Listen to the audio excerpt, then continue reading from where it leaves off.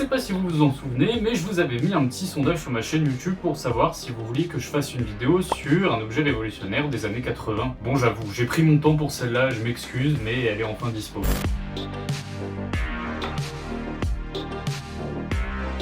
Mais avant de parler de la machine en détail, faisons un petit bond dans le passé aux États-Unis en 1969. Oui, c'est un peu étrange, mais vous inquiétez pas, je vous explique. À cette époque, le gouvernement américain finance un projet pour l'armée appelé ARPANET, qui est en gros le premier réseau de communication entre ordinateurs. Je vais pas rentrer dans les détails parce que vous et moi, on n'est pas informaticiens, on n'y connaît rien et ça va juste nous gaver. Alors retenez juste qu'en gros, ce projet a posé les fondements d'Internet. Et comme vous le savez, nous les Français, on a toujours envie de se montrer supérieurs aux autres. Des exemples, il y en a plein. Par exemple, un Corse qui sort de nulle part et qui fout une branlée à toute l'Europe. Ah, les Ricains, ils ont un Boeing à réaction. Et bah nous, avec les Anglais, on fait un avion qui va à 2400 km/h et qui fait Paris-New York en 3 heures. Ah d'accord, les Anglo-Saxons, ils veulent pas nous donner la bombe. Et bah tant pis, on l'a fait nous-mêmes. Et bim, gerboise bleue. Ah, et les Ricains font leurs propres lanceurs, et on n'a pas envie de les acheter, ben on les fait nous-mêmes. Comme ça, on va devenir la 3e puissance spatiale totalement autonome, juste derrière l'URSS. Et c'est avec cette logique de grandeur nationale et d'indépendance nationale que De Gaulle et son gouvernement lancent dans les années 60 le plan Calcul. Ce protocole, ou plutôt cette convention, répond à un objectif très précis. Avoir une forte industrie nationale capable de construire des ordinateurs. Voilà, en quelques mots, notre objectif, notre préoccupation. D'abord parce que aucune nation industrielle ne peut se développer dans les années à venir sans informatique, c'est-à-dire sans ordinateur. Et oui, il faut pas oublier qu'à cette époque, les États-Unis ont un monopole insolent dans le domaine avec IBM. Donc à votre avis, quand des chercheurs français reçoivent de l'argent de l'État via des fonds publics et qu'ils voient que des chercheurs américains ont créé ce qui ressemble à l'ancêtre d'Internet, qu'est-ce qui se passe? Inventer le Minitel? Bah non, tu vois, non, c'est très désagréable, donc quand tu sais pas, ferme ta gueule. Ce qu'on a fait, c'est qu'on a pris ARPANET et on l'a amélioré. Et ça, les enfants, ça s'appelle le projet Cyclade. Né en 1971, ce projet qui a été surtout dirigé par Louis Plouzin, qui est d'ailleurs toujours vivant aujourd'hui, l'idée de Cyclade, c'est de prendre ARPANET et l'améliorer, le booster aux hormones. Alors justement, ce qu'ils ont fait avec Cyclade, c'est qu'ils ont pris ARPANET et ils l'ont rendu plus simple, plus fiable et plus flexible d'utilisation. Mais à peu près au même moment, dans les années 70, il y a un autre système de communication qui est développé cette fois-ci par un ministère d'État, les PTT. Alors oui, dit comme ça c'est chelou, mais avant la poste, ça englobait la téléphonie et les télégraphes. Mais là, un acteur majeur va venir pointer le bout de son nez, et ça c'est la politique. Oh non, pas ça! Alors il y a plusieurs choses à prendre en compte en plus de ça. Déjà premièrement, Cyclade s'est développé par des chercheurs et des universitaires, alors que le réseau Transpac, qui vient de la Poste, c'est fait par l'État en personne. Donc à partir du moment où le projet est directement mené par l'État, tu pars avec un désavantage. La deuxième chose à prendre en compte, c'est les élections. Parce que vous le savez, je pense, qu'en 1974, Georges Pompidou décède durant ses fonctions. Et avec lui, c'est aussi la fin du gaullisme pur à la tête de l'État. Et avec Giscard qui est élu, c'est une idéologie plus libérale et plus mondialisée qui arrive à la tête de l'État. Ce qui fait qu'à peine quelques mois après l'élection de Giscard, le plan Calcul est enterré petit à petit. On recouvre d'abord les pieds, ensuite les genoux, les jambes et après la tête. Parce que comme c'est un libéral pur, l'interventionnisme d'État, il aime pas du tout ça. Et du coup, l'idée d'une autonomie totale dans ce domaine est de plus en plus écartée. Et du coup, le ministère des PTT arrive de plus en plus à convaincre le gouvernement Giscard d'abandonner Cyclade. Mais alors comment ils ont pu y arriver alors que Cyclade, honnêtement, était meilleur sur quasi tous les points?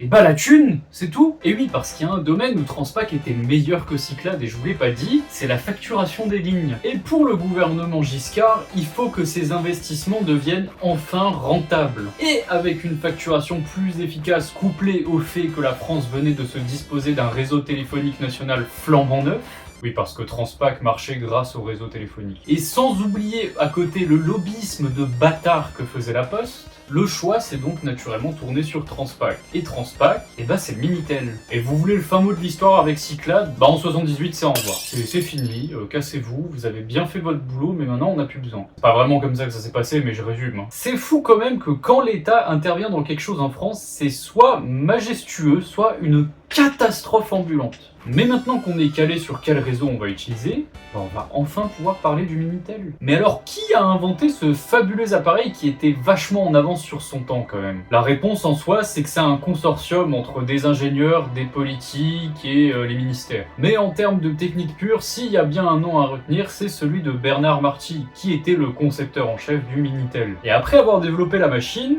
il faut bien la tester. Et la première expérimentation grandeur nature se passe à Saint-Malo en 1980.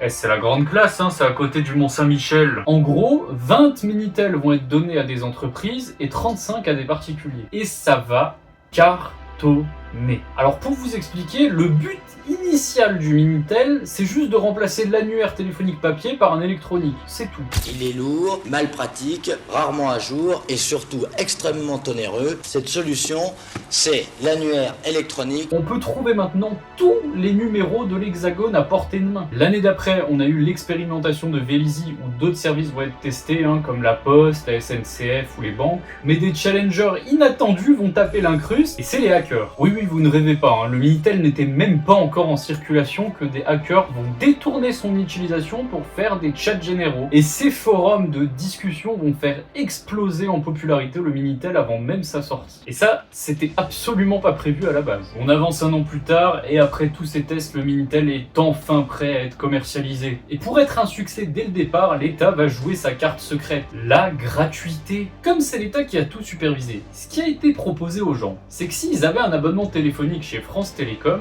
ils pouvaient aller chercher un Minitel directement chez eux ou le recevoir par courrier. Alors après, l'année de lancement, honnêtement, il y a quasiment rien. Seulement l'annuaire électronique et quelques autres services comme le magazine télé ou la météo. Il y a juste un truc à savoir quand on parle du Minitel, c'est que tous les services étaient classés. Ils étaient regroupés en plusieurs kiosques. D'abord on avait le 3611 qui était en gros l'annuaire téléphonique. Les 3 premières minutes étaient gratuites et ensuite on passait généralement à du 37 centimes la minute. Ensuite on avait le 3613, globalement on s'en branle, c'est juste du service d'entreprise. Après le 13, on a le 14, donc le 3614, qui était en fait un kiosque qui offrait de meilleures rémunérations aux créateurs de services. On était généralement sur du 1 franc 25, du 2 francs 39 la minute, à peu près. Suivi par le kiosque qui va nous intéresser le plus, le 3615. On en parlera plus tard, mais ce kiosque représentait à lui seul 85% des connexions au Minitel. Énorme! Et en dernier, on avait le 3616 et le 3617, qui étaient généralement les trucs réservés aux professionnels et aux mecs de la finance. Et là, niveau tarif, fallait vraiment pas être de la plèbe, parce qu'on était à du 9 francs la minute minimum. Bref, depuis avant, je vous énumère des trucs sur le Minitel, mais concrètement, ça ressemblait à quoi? Alors là, je vous montre en photo le premier modèle, le Minitel 1. Mais il y en a eu plusieurs, mais si on regarde de plus près, il n'y a pas un petit truc qui vous choque là? Les touches sont par ordre alphabétique. L'horreur que ça devait être pour écrire. Surtout que c'est vraiment débile d'avoir fait ça, parce que les machines à écrire chez nous étaient déjà en AZERTY. Alors moi, j'ai le Minitel 2 sorti en 1989. Globalement, c'est la même chose que le premier, sauf que celui-là a plus de RAM, il est un peu plus rapide aussi, et puis il a une touche pour le mettre en veille, et il a une touche de prise téléphonique. Par contre, je vais le reposer parce que ça pèse lourd, cette saloperie. Ouah. Il a aussi existé quelques Minitel à écran couleur, mais qui sont extrêmement rares parce que ça coûtait une couille à produire, et c'était en plus même pas France Télécom qui vous les proposait dans les catalogues de base. Maintenant qu'on a vu à quoi ressemble la bête, reparlons un peu du 3615, parce que c'est ce qui nous intéresse le plus en soi. Et bah vous savez quoi? On va pouvoir y accéder ensemble. Des passionnés ont recréé des services du 3615 qui sont aujourd'hui accessibles sur des serveurs privés. Je trouve ça fou qu'en 2025, des types se fassent chier à recoder des sites par pure passion. Ils ont mon respect éternel, j'aurais pas la patience. Alors aujourd'hui, pour y accéder, il y a deux méthodes. Soit par ce petit boîtier conçu par des fans avec des services préinstallés dessus, soit par la ligne téléphonique comme à l'ancienne. Alors vous allez voir que le Minitel avait vraiment toutes les préconfigurations qu'on connaît d'internet. Par exemple, je peux chercher la station-service la plus proche de chez moi, voir l'horaire des trains, la météo. Et d'ailleurs, les tarifs et les horaires ne sont pas simulés par le boîtier ou par les serveurs, ce sont les vrais de 2025. Et là, je vais vous montrer le service qui a fait la notoriété du Minitel, le 3615 ULA. La plus coquine des messageries. Bah oui, on crée un truc révolutionnaire, et qu'est-ce qu'on a fait à chaque fois qu'on a fait un truc révolutionnaire? Bah on fout du fion dessus. On crée les cassettes audio, hop, des sons de porn. On invente la VHS, bam, des films de cul. On invente le CD, Bam, du cul en meilleure qualité. Donc vous pensiez vraiment que le Minitel allait en réchapper? Bah évidemment que non, vous êtes naïf ou quoi, vous êtes con. Alors le 3615 ULA, c'est littéralement un téléphone rose version Minitel. C'est-à-dire qu'on avait littéralement un chat et quelqu'un nous répondait derrière de manière très coquine. En passant, il était possible de faire ça en job étudiant à l'époque si vous étiez à la fac. Et il y en avait à Skik pas mal qui le faisaient parce que c'était relativement bien payé. Alors j'imagine quand même pas la journée de travail, hein. Je suis ton chien, je remue la queue pour toi,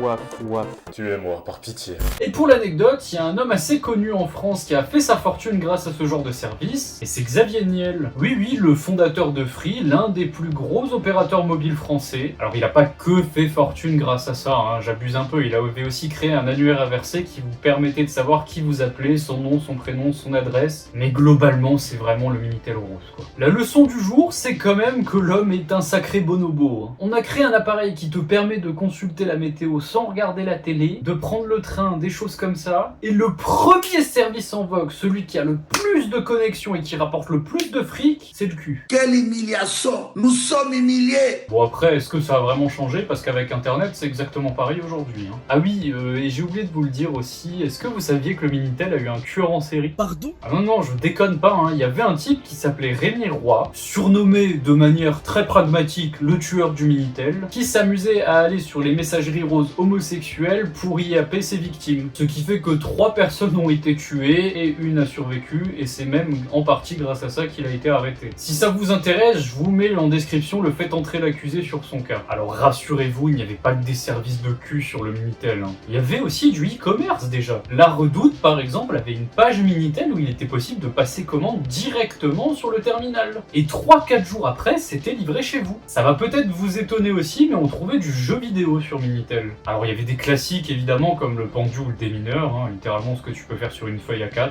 On comprend pas le principe de le faire sur un terminal payant à la minute. Et même, tenez-vous bien, des jeux en ligne à plusieurs qui étaient souvent des RPG textuels. Je sais pas si vous vous en rendez compte, mais techniquement, on a eu du MMORPG sur Minitel avant la console. Il y a d'ailleurs une entreprise de jeux vidéo assez connue qui va tâter le terrain, et c'est Sega. En 89, Sega va lancer tout simplement le 3615 Sega, et qui est par ailleurs le premier service au monde que Sega aura fait dans sa vie, et peut-être même dans le jeu vidéo d'ailleurs. On y trouve toutes les actus qui concernent Sega, on pouvait y participer à des tournois, gagner des cadeaux, ce genre de choses. Et le service aura même droit en 1992 à une mise à jour qui rajoutera un forum de discussion. Jeuxvideo.com avant l'heure, putain de merde. Autre chose qui m'était même inconnue, il était possible de consulter ses résultats du bac sur le Minitel, voire même avec le 3614 Ravel et le 3615 Omnicep, de pouvoir consulter les différentes filières d'études et même de formuler des vœux d'admission pour la fac. Regarde maman, tout ce qu'on peut faire comme étude même quand on est nul en maths. Votre Minitel, il ne demande qu'à vous rendre service. Vous vous rendez compte, c'était 28 ans avant Parcoursup tout ça. Hein. Et pour terminer, on pouvait aussi retrouver forcément des pages de presse comme Le Monde, Libération, qui ont d'ailleurs au début boycotté le Minitel. Parce qu'en fait au début, ils flippaient de ne plus vendre de journaux et de plus avoir le monopole de l'information. Mais bon, quand ils avaient compris qu'ils pourraient monétiser la connexion, ils étaient beaucoup moins contre, ils ont vite changé d'avis. Alors c'est vrai que depuis avant, je vous fais les louanges du 3615, mais je vous avais omis un petit détail, c'est le prix. Alors on va faire un petit calcul simple. Là j'ai en tout 850 francs. C'est des vrais billets de francs, hein. C'est ceux de l'époque. Hein. Petite parenthèse, mais on en parle de la beauté de ces billets. Comment on a pu passer de ça aux euros tout dégueulasses, tout moches? Moi je veux qu'on revienne aux francs juste pour ça. Hein. Donc on va voir, avec 850 francs, combien de temps je vais pouvoir tenir sur le 3615. Mais pour compliquer les choses, il y a plusieurs tarifs possibles. Pour les services dits classiques, genre la presse, le e-commerce, tout ça, on est à peu près sur du 1 franc 25 la minute. Par contre, si vous êtes un énorme cochon et que vous passez toutes vos nuits sur le Minitel rose, j'ai vu des tarifs allant de minimum 2 francs la minute à 9 francs la minute. Donc par un calcul assez simple, on voit qu'avec les services classiques en faisant 850 divisé par 1,25, on arrive à 680, soit 11h33 possible. Ouais, même pas une demi-journée sur le Minitel avec 850 francs. Maintenant, si t'es un petit cochon mais que t'es un gros pauvre et que tu vas sur ton 3615 rose Eco Plus, qui te coûte 2 francs la minute, et ben tu vas pouvoir y rester environ 7 heures. Maintenant, si t'es un gros riche qui habite Versailles et que tu aimes le cul raffiné, tu ne pourras que rester 1h34 34 avec un coût de 9 francs la minute, avec 850 francs, 1h34. Et pour l'anecdote, ces messageries roses vont même commencer à faire polémique, parce que forcément, des mineurs pouvaient s'y connecter. Comme quoi le monde change pas. Mais aussi certains fonctionnaires qui utilisaient les Minitel de leur travail pour se connecter sur les 3615 roses, aux frais de l'argent public, donc de l'impôt des Français, avec des factures qui pouvaient des fois atteindre les 15 000 francs. Quelle indignité. Donc voilà, pour conclure avec cette petite expérience, le Minitel, c'était quand même pas donné. Dans les années 90, le Minitel connaît son apogée. Avec tous ses services divers, Télétel compte en 1995 25 000 services. C'est gigantesque. Et fort de ce succès, la France se dit que ça ne pourrait pas être déconnant d'essayer d'exporter son terminal ou sa technologie à l'international, forcément. Alors il faut quand même savoir que certains autres pays ont déjà tenté de le faire, même des fois un peu avant la France, mais sous une technologie un peu plus obscure. Les Anglais ont tenté avec Prestel, ça n'a pas marché. Les Allemands ont tenté avec BTX, qui veut dire Bilderschmidt, et ça n'a pas marché non plus. La France va même essayer d'en profiter pour tenter du coup d'implanter son système télématique dans les autres pays, et ça n'a pas marché. Dites-vous que la France va même aller jusqu'à tenter d'exporter le Minitel au Japon, pareil, ça n'a pas marché. C'est un flop total partout. Mais alors pourquoi le Minitel n'a pas réussi à s'implanter dans d'autres pays? La réponse en soi est simple, mais elle tient en plusieurs points. Déjà, premièrement, le Minitel avait ses propres normes et était une technologie propriétaire. Ça veut dire qu'il n'y avait que France Télécom qui savait comment ça marche. Qui le patron? Et moi. Et ça emmerdait pas mal les autres pays pour des soucis de souveraineté, forcément. Et deuxio, globalement, le système économique dans les autres pays n'était pas du tout le même. En France, le terminal ne vous coûtait rien, zéro, nada. C'était seulement les connexions à la minute qui étaient facturées. C'est ce qui a fait, entre autres, que ça a tout défoncé chez nous. Alors que dans les autres pays, on voulait faire payer le terminal avec. Ce qui a dégoûté pas mal d'acheteurs. Parce que vu le prix salé d'un seul terminal, franchement, ça m'étonne pas. Bon, après ce fail à l'international, les équipes ne sont pas découragées pour autant, et vers la fin des années 90, un nouveau terminal va être proposé, le Minitel Magis Club, ou le Magis tout simplement aussi. Magis, le nouveau Minitel, en vente ou en location dans votre agence France Télécom. Ce nouveau modèle apporte plusieurs innovations. En ayant une vitesse de connexion quasi 10 fois supérieure aux anciens terminaux, on y a aussi une meilleure ergonomie, l'affichage d'images en JPEG qui peut être désormais possible, et l'énorme évolution de ce Minitel, c'est qu'il inclut un petit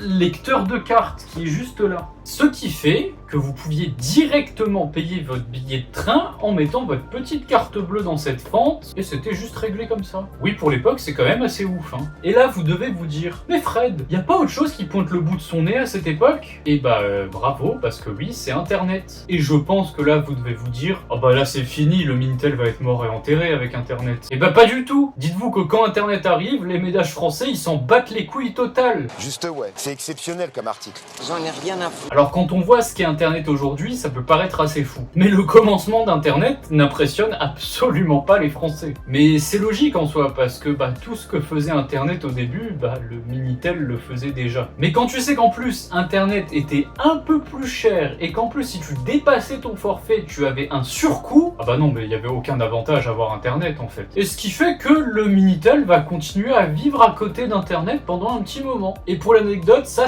a même eu un nom, ça s'est appelé le paradoxe français. Parce que comparé aux autres pays qui ont direct adopté Internet et qui ont vu une explosion d'Internet dans leur pays, la France, c'est le dernier pays industrialisé à l'avoir développé à grande échelle. Pendant que de son côté, la France reste attachée à son Minitel favori, le problème c'est que le pays commence à accumuler un retard quand même inquiétant sur Internet. Ça va même aller jusqu'à un discours du Premier ministre de l'époque, Lionel Jospin, en 97, qui va alerter sur le retard qu'a accumulé la France concernant Internet.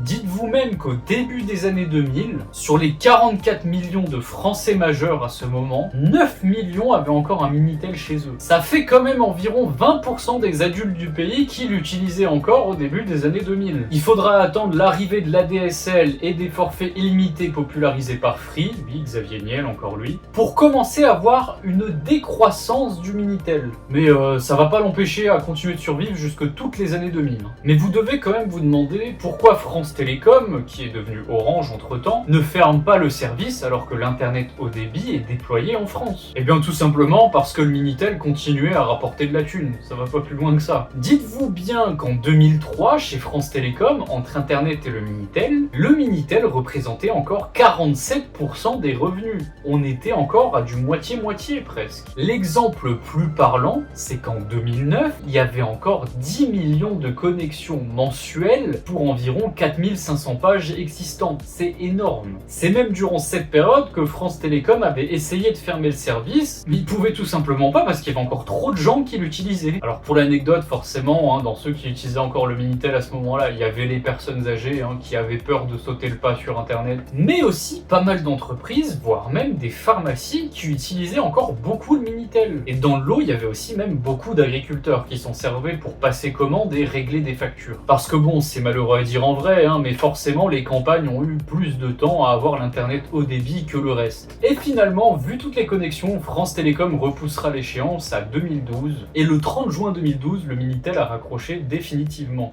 Le 3615 n'existe plus. Le Minitel s'éteint le 30 juin 2012 à minuit. N'hésitez pas à me donner votre avis en commentaire, ce qu'il faudrait changer ou si c'est pas trop lourd comme ça. Ah, et j'anticipe un com qui peut arriver aussi en me disant que j'ai pas trop montré d'archives des pages. C'est normal, parce que quand ils ont arrêté le service, rien n'a été archivé. Du coup, il n'existe plus rien. Bravo. Donc en une prise débranchée, 30 ans d'histoire numérique française et des milliers de services qui ont disparu comme ça. En tout cas, portez-vous bien et à la prochaine, ou même à dans 10 ans plutôt, vu mon rythme de sortie de vidéo. Portez-vous bien, des bisous partout. Vous voulez passer une commande?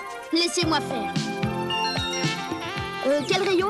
Avec ou sans manche? Taille 36 ou 38? Et voilà, tout y est. Pour passer vos commandes, faites-le en Minitel.